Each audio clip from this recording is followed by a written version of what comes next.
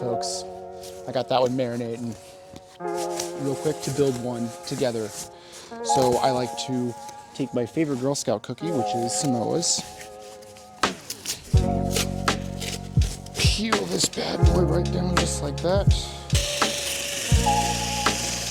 Cut that off. Fries. Those just yet. Awesome. Boom. Truthfully, an instructor cheat code, in my humble opinion.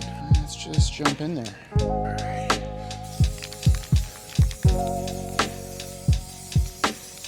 Yep.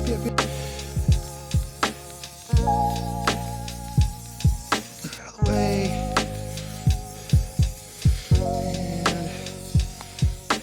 And there's 3.